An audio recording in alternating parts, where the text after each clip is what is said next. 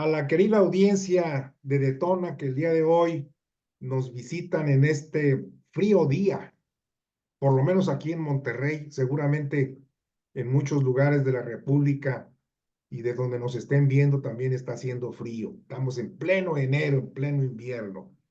Y el día de hoy, pues le doy la bienvenida a nuestro querido amigo Marco Antonio Pérez Baltier, que ya ha estado aquí con nosotros en algunas ocasiones, aportando su experiencia, sus conocimientos, y en forma muy generosa nos platica sobre la situación económica.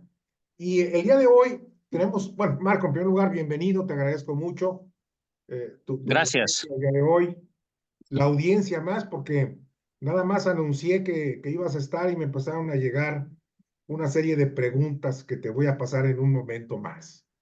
Claro. Hay un tema que de alguna forma creo que eh, o no se le dio la resonancia necesaria o el interés necesario, pero fue esa solicitud del Poder Ejecutivo de ampliar las líneas de crédito o el financiamiento público a 2.5 billones de pesos, si mal no me acuerdo. No, Correcto. 2.2, ¿no? 2.5. 2.5, ¿verdad? Entonces, si nos pudieras empezar a platicar por ahí, porque evidentemente detrás de esta decisión, pues hay muchas razones. Y yo quiero Claro. suponer, no quiero adelantarme a tus respuestas, pues está el exceso ¿cómo se llama? De gasto que se ha hecho en los proyectos icónicos de López Obrador y también en los programas sociales y muchas cosas más. Así que pues te escuchamos, mi querido Marco. Gracias, Raúl. Gracias por la invitación.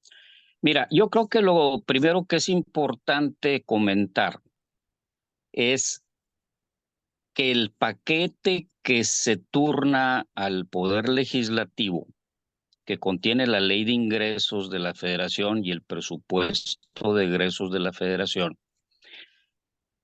le vamos a llamar ámbito presupuestal. Ese Ok, es el presupuesto.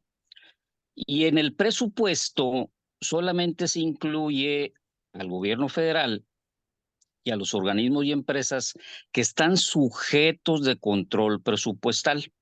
Entonces, aquí estamos hablando del IMSS, del ISSSTE, de Pemex y de CFE.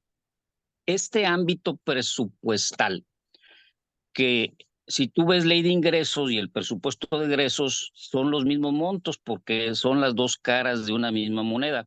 La cantidad de dinero que yo voy a gastar está en el presupuesto de egresos y en ley de ingresos contemplamos cómo lo vamos a financiar ese gasto, pero insisto, se le llama presupuestal. La mayoría, por no decir todos los analistas, concentran sus enfoques en el ámbito presupuestal. Entonces, en este ámbito presupuestal tienen estos señores requerimientos de financiamiento por 1.9 billones de pesos o millones de pesos. Entonces toda la gente se fue con este dato de que la deuda iba a ser de 1.9 millones de pesos. Sin embargo, las actividades del gobierno federal van más allá del ámbito presupuestal. ¿Por qué? Porque no todas las empresas que son poseídas mayoritariamente por el gobierno están en el presupuesto. Además, tenemos, por ejemplo, la Banca Nacional, tenemos Nacional Financiera, tenemos Bancomex, tenemos Banobras, que son bancos del gobierno que como no recaudan dinero o ahorro del pueblo, de la población, operan con créditos. La Secretaría de Hacienda tiene que pedir créditos para fondear a estos bancos para que a su vez tengan actividades bancarias. Entonces, la diferencia entre el ámbito presupuestal y lo que es ya el 100% del sector público federal, ese déficit extra presupuestal, Lo conocemos o nos enteramos de él en el artículo 2 de Ley de Ingresos que tú comentabas ahorita, que ahí es donde le solicitan al Congreso permiso o autorización para contratar nueva deuda. Entonces, en este caso de la ley para 2024, el gobierno federal pidió la friolera, ¿verdad?, de 2.52 billones de pesos. Esa es la autorización que se les dio para contratar más deuda. Entonces, cuando lo comparas con los requerimientos de financiamiento o los ingresos por financiamientos que se contemplan en Ley de Ingresos en el artículo 1, que son los que se usan para sufragar el presupuesto, pues hay una diferencia muy grande. De hecho, esa diferencia llega a 655 mil millones de pesos. O sea, estos señores van a pedir crédito en una cantidad superior a la necesaria para el ámbito presupuestal por un orden de 655 mil millones de pesos. El dato interesante es que esta cantidad de dinero no está etiquetada porque no se encuentra autorizada en el presupuesto de egresos de la Federación. No Ah, nos dicen caray, en qué la van a gastar. Mande. hay opacidad entonces ahí. Claro, hay opacidad porque no te están diciendo exactamente para qué la quieren, en qué la van a gastar, y obviamente está fuera del presupuesto, porque estos recursos no están contemplados en el presupuesto de egresos de la Federación. De hecho, se le autorizaron, ¿verdad?, al gobierno federal una cantidad de dinero en exceso a la que piensa eventualmente, ¿verdad?, ocupar para el ámbito presupuestal. Ahora, llama la atención que el primer día hábil de enero, pues corrieron prácticamente a los mercados internacionales a colocar 7.500 millones de dólares. Es un acto inusual totalmente, porque tradicionalmente el mes de enero es un mes muy bueno en términos de ingresos. De hecho, es de los de más recaudación impuestos. ¿Por qué? Pues porque en diciembre se pagan aguinaldos y estas retenciones se enteran en enero. Entonces, el mes de enero es muy bueno. O sea, no es un mes donde vas a tener en realidad requerimientos financieros y se apresuran a contratar deuda, pues lo cual te hace ya pensar que pues las finanzas no cerraron muy bien el 31 de diciembre, porque en el primer día hábil de enero, pues prácticamente corren a contratar esta deuda externa. Obviamente que hay mucha opacidad, no sabemos si la van a contratar o no la van a contratar, pero lo más seguro es que sí. ¿Y a qué se le va a destinar? Bueno, pues obviamente es año político, tenemos elecciones y hay requerimientos para lubricar las elecciones, para conseguir el voto de la población. Y pues todo hace pensar que puede ser dinero que se le va a inyectar a las elecciones. Ah, claro, siendo claros también, Marco, esto no es nuevo en el gobierno, digo, en los gobiernos anteriores también se hacían este tipo de maniobras, a lo mejor no tan cuantiosas, no tan descaradas, pero siempre había este tipo de estrategias, ¿no lo crees? Definitivamente, nadie está exento, ¿verdad?, de este tipo de situaciones. Todos los partidos políticos intentan hacerlo, todos pretenden ganar el voto de la población y pues obviamente que tratan de dar gasto electoral, tratan de apoyar a los votantes. No es nuevo, como tú bien lo señalas. Lo que aquí llama la atención son estos exorbitantes montos de dinero que están pidiendo prestados. Y la otra, el otro factor que tú señalabas, creo que es muy claro, el hecho de que hayan separado ese endeudamiento, ¿verdad? Uno es del ámbito presupuestal y el otro es, pues, de a ver de dónde, en dónde lo coloco y dónde lo pongo y dónde lo gasto, totalmente opaco. Sí, de hecho, ha sido, vamos a decir, no es novedad, Raúl. Vamos a decir que siempre está así la presentación de las cuentas. Lo que pasa es de que mucha gente no está bien entrenada en materia de análisis de finanzas públicas y no saben conciliar entre los ingresos por financiamiento del artículo 1 y las actitudes de mayor deuda del artículo 2. Entonces aquí falta un poquito de análisis. Lo que podemos también comentar es que normalmente esta diferencia no es grande. Son diferencias pequeñas, 100 mil millones de pesos o menos, y normalmente cuando te dicen para qué se van a ocupar, si es intermediación financiera de la Banca Nacional, si el va a requerir dinero, todos los renglones están en cero. Pues la inferencia del gobierno federal va a ocupar ese dinero. Y ahí es donde entra la opacidad, porque el gobierno federal no te detalla en qué lo va a usar. Oye, si mal no me recuerdo, Marco, alguien presentó una demanda, no recuerdo si fue en la Suprema Corte de Justicia, porque se Los violaban algunos senadores, artículos, ¿verdad? bueno, lo que ocurrió es de que algo de lo que se estuvo publicando tuvo eco en la Cámara de Senadores. Entonces los senadores entendieron el mensaje y impulsaron una controversia constitucional ante la Suprema Corte. El punto que ellos están sustentando, que todo el dinero que se obtiene vía financiamientos, vía deuda, la Constitución señala que debe de utilizarse en inversión productiva y va más allá de la Constitución, que genere ingresos. Entonces, estos senadores están tomando este precepto constitucional para argumentar que esta cantidad de dinero que se ha sido prestado simplemente no empata con el gasto que están programando en inversión pública.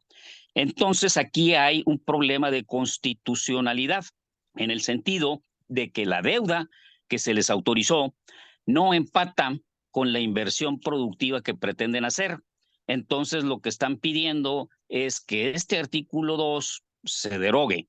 Es fuerte, obviamente, la medida. Difícilmente creo yo que la Suprema Corte vaya a acceder a derogar, porque eso prácticamente los dejaría pues sin recursos para operar. No tendrían para pagar el déficit y las consecuencias serían importantes.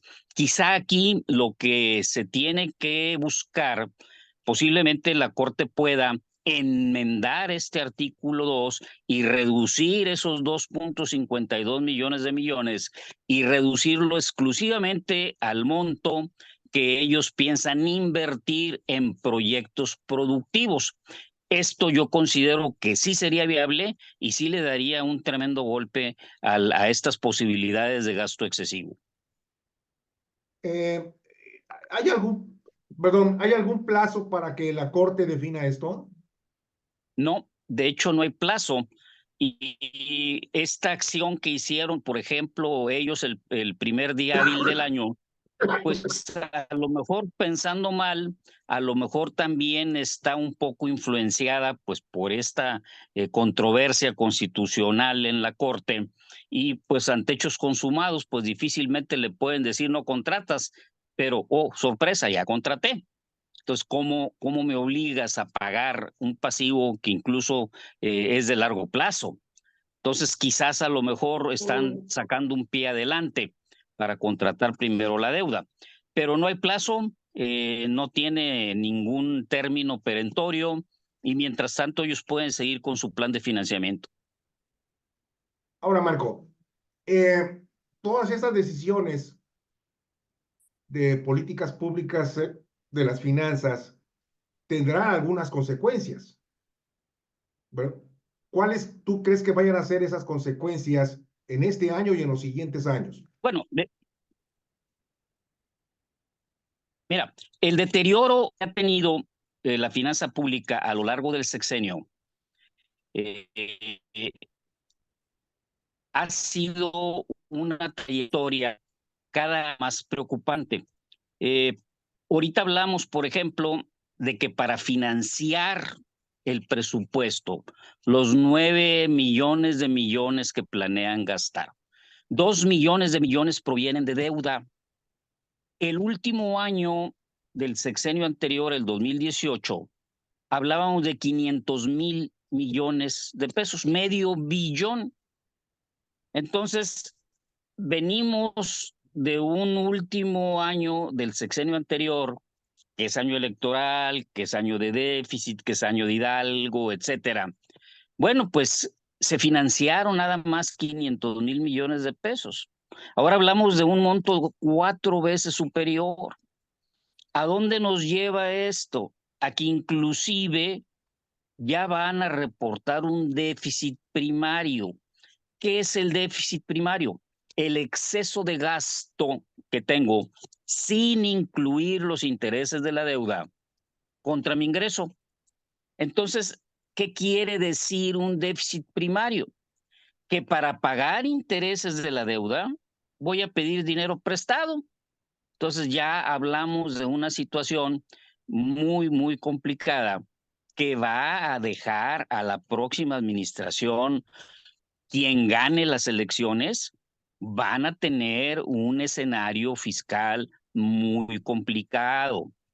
Ahora, este déficit excesivo no es producto de una insuficiencia de ingresos, porque inmediatamente salen voces de que una reforma impositiva, una reforma tributaria. ¿Por qué? Porque tenemos un déficit muy alto. Momento, el déficit no ha sido ocasionado por una insuficiencia de ingresos. Los ingresos tributarios han crecido. De hecho, vienen creciendo muy bien los ingresos tributarios. Ya se está recuperando el IEPS a las gasolinas, que había incluso tenido un ingreso negativo el año pasado. Ya está recuperándose, están teniendo indicadores recaudatorios satisfactorios. El problema del déficit no es el ingreso insuficiente. El problema del déficit es el excesivo y tremendo gasto en el que han incurrido. Esas obras insignia han sangrado las finanzas públicas de manera importante. El gasto social simplemente ha explotado. Iniciamos el año con una pensión para adultos mayores que ya de 4,800 pesos se sube a 6,000, y no nada más se sube a 6,000, van a adelantar 2 bimestres en el mes de febrero. Le están metiendo una presión a las finanzas públicas excesiva. Entonces, este déficit va a generar un problema para el gasto público. Afortunadamente, las grandes obras insignia aparentemente ya van de salida. Ya el gasto fuerte ya se realizó, pero aún así en este último año de gobierno tenemos grandes cantidades de dinero que todavía se van a estar invirtiendo en estas obras insignia, que además del costo de inversión, son deficitarias, siguen gravando costosamente las finanzas públicas. Acabo de leer que un vuelo de Mexicana lo acaban de hacer con un solo pasajero. Sí. Absurdo, absurdo. O sea, el dinero no se bota, no se tira al caño como si fuera basura. El dinero se cuida, el dinero se le saca el mayor provecho, pero aparentemente en esta administración pues no es la máxima del dinero escaso. Creen que es un recurso pues infinito, que se puede gastar con singular alegría, y todo esto nos va a generar problemas financieros en el siguiente sexenio. Ahorita me hizo recordar lo que decías, de que tengo entendido que están cobrando alrededor de 400, 500 pesos por pasaje de ida de la Ciudad de México a Tulum. Suponiendo que llegaran a tener venta total de los boletos, creo que son aparatos, de aproximadamente 50, 60 pasajeros, o sea, no son los grandototes, ¿verdad? O sea, estás hablando de que No tienen tengo el dato. tienen un ingreso de 20, 25 mil pesos de los boletos, pero ¿cuánto cuesta la turbocina para echar a volar el avión? ¿Cuánto cuesta la... No, no, definitivamente, bueno, ya lo dijeron en una ocasión, de que va a perder dinero la aerolínea los primeros 3, 5 años. Ya hicieron la declaración formal, ¿verdad?, de que va a perder dinero. Entonces, definitivamente, estas obras insignias no van a generar utilidades, van a generar gasto. Si ellos ya están proyectando que los primeros años simplemente no va a haber utilidades, van a vivir de subsidios públicos. Ahora, ¿qué hicieron con el famoso Tren Maya? Bueno, el derecho que pagan los turistas por ingresar al país, pues ahora se lo asignaron a través de un fideicomiso para el Tren Maya, una cantidad de 20,000, 30,000 millones de pesos, porque el proyecto es deficitario. Bueno, pues aquí tú traes otro problema de gasto adicional que no se tenía, porque ahora hay que mantener estos elefantes blancos. AIFA, por más que quieren obligar a las aerolíneas a que utilicen el aeropuerto en carga, ya lo hicieron, todo el transporte de carga ya está allá. Bueno, el aeropuerto internacional de la Ciudad de México le están bajando horarios, le están bajando operaciones para obligar a las aerolíneas a que se vayan al AIFA. Bueno, aún así no gana dinero. Entonces no es posible que estos caprichos utilizando el recurso público escaso, los tengamos que sufrir. Yo no soy abogado, pero el sentido común me dice que debe de haber algún mecanismo legal para enjuiciar a estas personas por este derroche de recursos que están haciendo, porque nos está costando a toda la economía y aparentemente lo pueden hacer pues con completa impunidad, tirar el dinero donde yo quiera y total, al cabo no pasa nada, ¿verdad? Insisto, no soy abogado, pero el sentido común me dice pues, que debe de haber algún mecanismo para detener, ¿verdad?, este despilfarro. Eh, Esto de alguna forma está ligado también a, a la paridad del peso, a la, al ingreso de inversión extranjera directa, a las remesas. ¿Qué tanto puede convertirse en un colchón estos factores, Marco? Mira, la economía es muy compleja y tiene también pues diferentes caminos, vasos comunicantes, etcétera.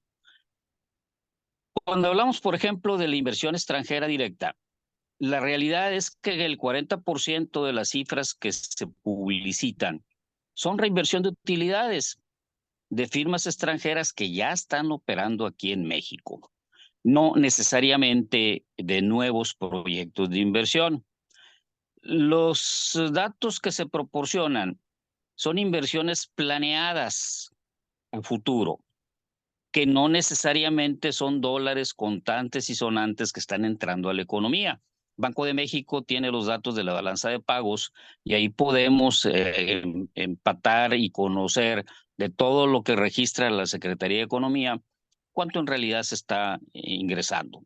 Ahora, el inversionista extranjero es una persona que tiene una visión de muy, muy largo plazo. Entonces, ellos tratan de pensar sus inversiones en 30 años para adelante o más.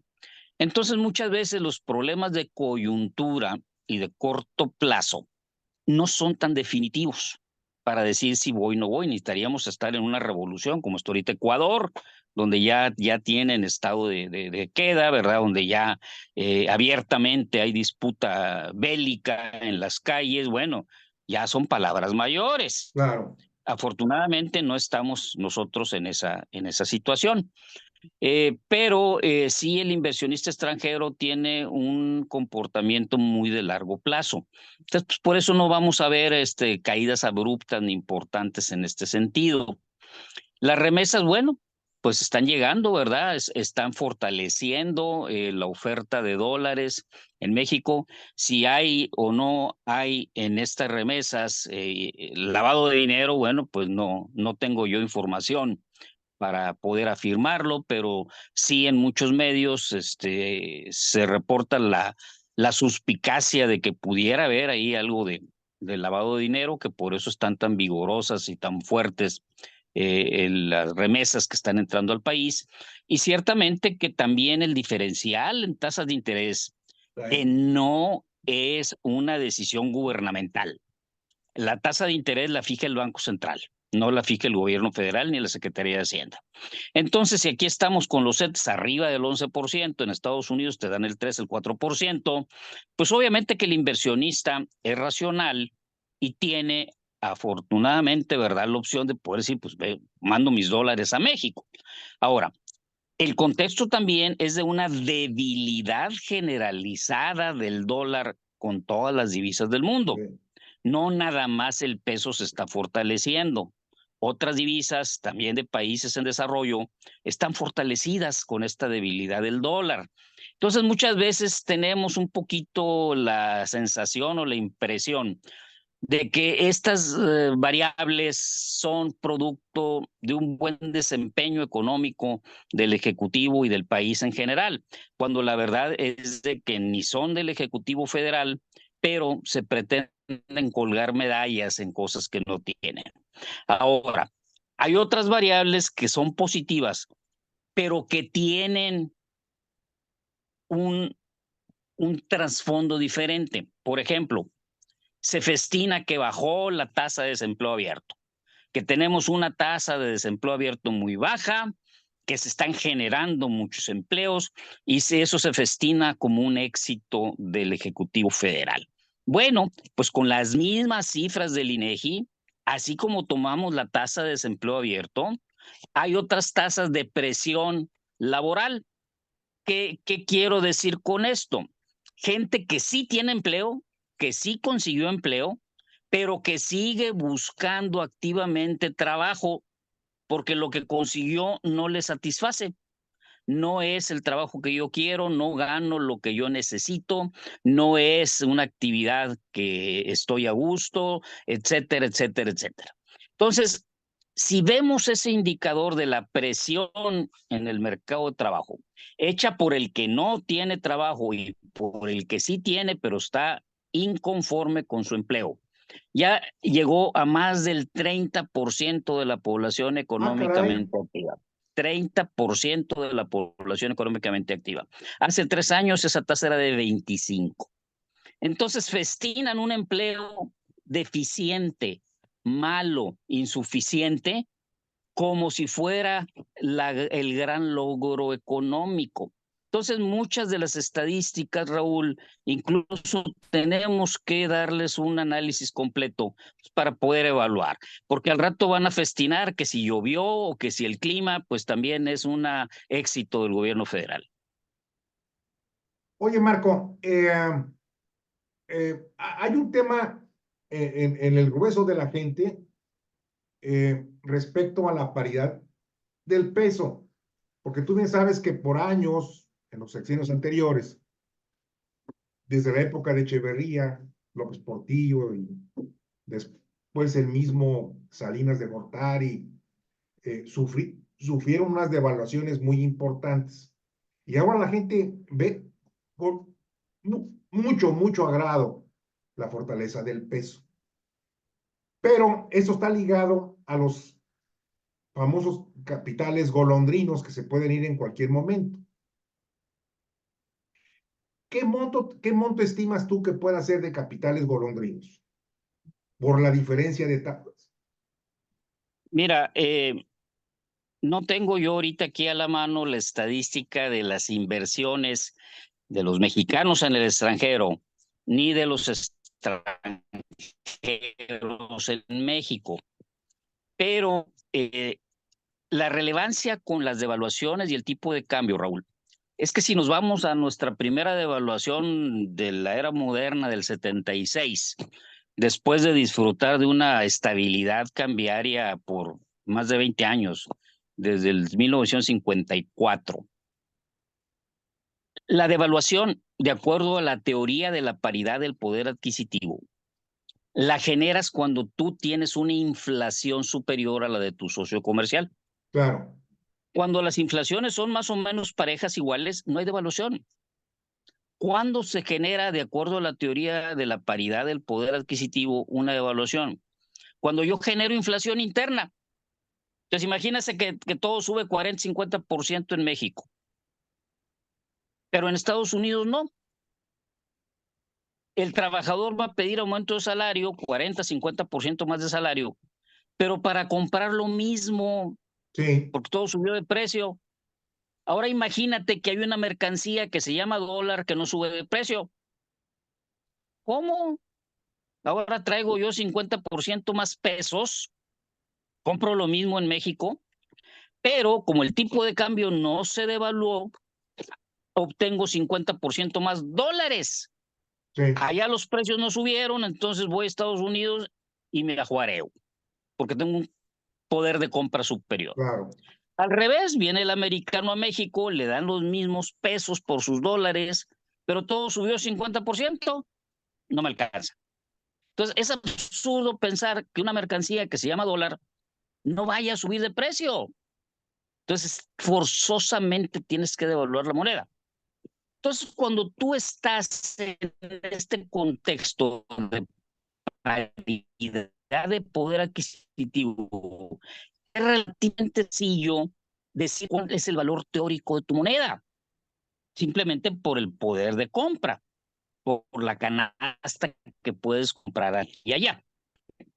Pues esta teoría dejó de estar vigente cuando vienen las escuelas de los grandes capitales financieros, porque ahora ya no obedece la paridad al diferencial en poder adquisitivo, ya no. Ahora te dicen que es la oferta y la demanda de dólares la que determina el valor de tu moneda. Como si fueran tomates, ¿verdad? O como si fueran aguacates. Claro, Ya hay mucho aguacate, hay mucho tomate, entran muchos dólares al país, bueno, pues baja el precio del dólar, ¿verdad? Salen, no hay dinero, ¿verdad? Nos devaluamos. Pero aquí ya no tienes un parámetro de un tipo de cambio de equilibrio. Ya no estás viendo esas ¿no? Pues canastas, es la esos oferta y la bienes y demanda. servicios. Ya estás en pura especulación. Ahora, comentario aparte, oferta y demanda funciona bien, bienes perecederos. Oye, ahí tengo el tomate. Si no le bajo de precio, se me echa a perder. Entonces Claro, los tengo que vender. Sí, es oferta y demanda de precios funciona muy bien con perecederos. Pero imagínate que tú produces zapatos, de repente produces muchos, le vas a bajar de precio. pues No, no, los inventarío, claro, no los saco al mercado. claro. ¿Para Oye, qué? Para que no Marco, haya exceso de oferta y no tenga que tumbar el precio. perdón por la Entonces, interrupción porque nos quedan el, unos el minutos nada más. comerciante, el industrial, puede mover la disponibilidad de la oferta. Entonces no me digan que el dólar se echa a perder, ¿verdad? Que lo Claro, tengo que vender porque si no se me pudre. Entonces, no nos hagamos tontos. Esos excesos de divisas, ¿verdad? Hay quien los puede manipular y controlar. Y entra y saca lo que quieren entrar y sacar. Ojo, si el inversionista extranjero le está apostando a México porque tiene tasas de interés altas, también tengo que vigilar que no se devalúe el peso, claro, porque una devaluación del peso simplemente elimina mis ganancias. Oye, me claro, dieron de rendimiento el 11, el 12%, sí, pero devaluaste 20% la moneda. Pues ya claro. perdí dinero. Entonces estamos en manos de intereses financieros muy grandes, muy maleables y que en realidad no podemos dormir tranquilos, ¿eh? Porque en cualquier momento esto se sale de contexto. Para terminar, Marco, ¿tú crees que el sexenio de López Obrador transite tersamente? ¿El ¿A final? qué te refieres con que el que no haya sobresaltos Así de es, cierre de sexenio? Yo sí pienso que va a transitar sin sobresaltos grandes, principalmente, ¿verdad? Porque ahorita muchos factores externos son favorables a México. En buena medida está creciendo la economía porque Estados Unidos está creciendo. O sea, pensar que somos autónomos y que nuestra economía se desliga de lo que pasa en Estados Unidos no es así. Claro, claro, Eh, si ves todos los estudios, si ves todas las proyecciones, se estaba pensando en que Estados Unidos iba a entrar en recesión. Por eso también las bajas expectativas y proyecciones de crecimiento económico, no nada más en Estados Unidos, en el mundo y en México. No ha sido así. La economía norteamericana ha sorprendido a propios y extraños y no nada más no ha entrado en recesión. Está creciendo de manera vigorosa. Nosotros somos ya el primer proveedor de la Unión Americana. claro. Entonces, definitivamente que un crecimiento en Estados Unidos jala a la economía mexicana. Entonces, Ellos como quien dice, también están en año electoral. ¿Mande? Marco, el presidente López Obrador ha tenido suerte en el manejo de la economía. Definitivamente. Definitivamente se alinearon los astros, definitivamente está ahorita disfrutando de condiciones externas favorables, y ya ves el precio del petróleo, Claro, pues de repente estuvo incluso en los $100, ¿verdad? Ha claro. seguido en niveles importantes. Bueno, desafortunadamente Pemex sigue perdiendo dinero, ¿verdad? Bueno, pero ya Esa es eso otra ya cosa. son pecatas minutas, ¿verdad? Pero Ma- sí, buen precio del petróleo, dólares entrando, economía de Estados Unidos creciendo de manera claro. vigorosa, robusta. Entonces, yo no creo que en el corto plazo esto vaya a cambiar. Te mando un abrazo, mi querido Marco, y agradezco mucho tu